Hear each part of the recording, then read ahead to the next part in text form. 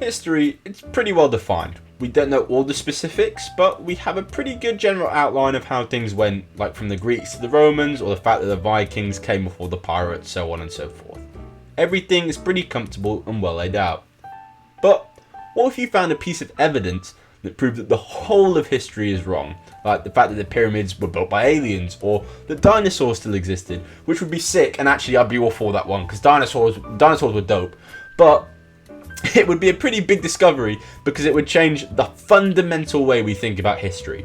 Well, a recent experiment at Fermilab may have done this exact thing, but with physics.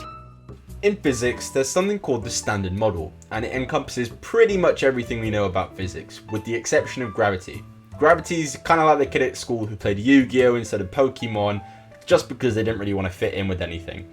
The Standard Model tells us all about the particles that do exist and how these particles interact with each other.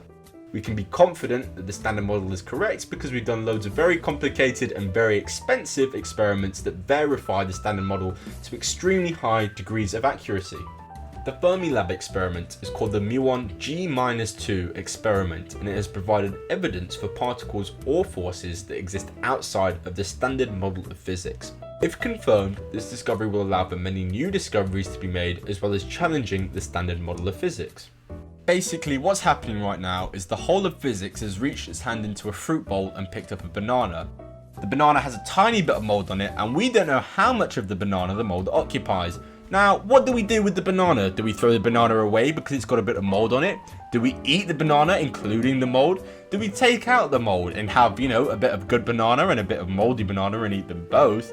We won't know until we open the banana and find out what's actually going on inside. Brilliant, we now know why this experiment is such a big deal, but we don't know what this experiment is yet. So to understand what this experiment actually is and why it's having such a profound effect on physics, we need to understand what muon g-2 actually means. First, we'll start with muons. A muon is a subatomic particle that is kind of like an electron in the same way that The Rock is like Kevin Hart. Muons are 200 times the size of electrons, but they still have the same charge as electrons and interact with forces in the same way. Hold on to that piece of information because we're going to need it later.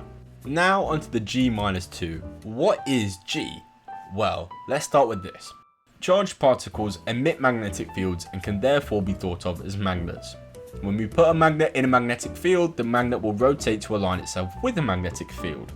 When any object rotates, there is some rotational force exerted to make it rotate. In physics, a rotational force is called a torque, because apparently we just can't do anything normally. You'll be familiar with torques because whenever you twist a screw or open a door, you are exerting a torque.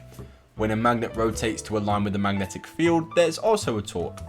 The torque for a charged particle can be worked out using this equation.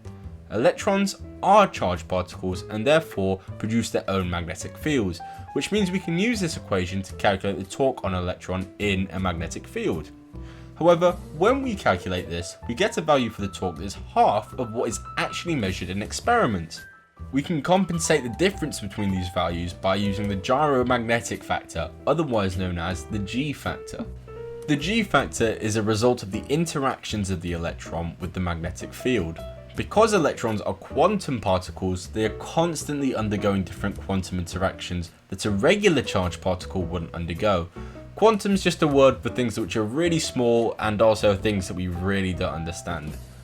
Paul Dirac calculated that the electron's interactions with the magnetic field would result in a G-factor of exactly 2.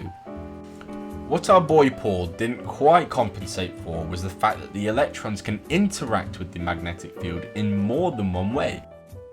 To work out the G-factor, we need to add up all the possible interactions of the electron with the magnetic field. When we do this, we get an electron G-factor of 2.002 319 304 36256, which has been worked out so well that it is actually the most accurate value in the whole of physics. G-2 refers to the nasty looking bit 0.002 304 36256, as this shows us the electron's interactions with other particles and forces. Okay, now back to the muons. So the equations work really well for the electrons, and because electrons and muons are so similar, the same process of counting the different interactions should work to get the muon's g-factor. As muons and electrons are different particles, the muon undergoes slightly different interactions, which means the g-factor isn't the same. When we calculate the g-factor for the muon, we get a value which disagrees with the value found in the Fermilab experiment. Granted, the difference isn't very large, but it's still really important, and what it means is that the muon is undergoing interactions in the quantum field which are unaccounted for. As all of the interactions between the muon and every single particle and force in the standard model of physics has been accounted for in the equations, the interactions must be between muons and a force or particle that exists outside of the standard model of physics.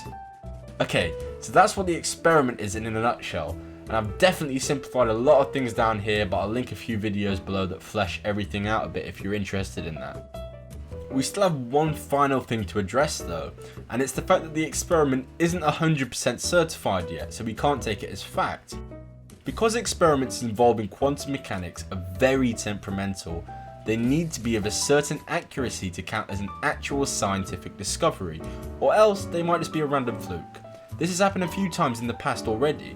To be counted as a discovery, the chance that the result is a fluke needs to be less than 1 in 3.5 million, otherwise known as 5 sigma. At the moment, the chance the result is a fluke is at 1 in 40,000 or 4.2 sigma, which is pretty good, but it's not 100% certain. This result came as the first of 4 experiments, so only time can really tell if the whole of physics is broken or not.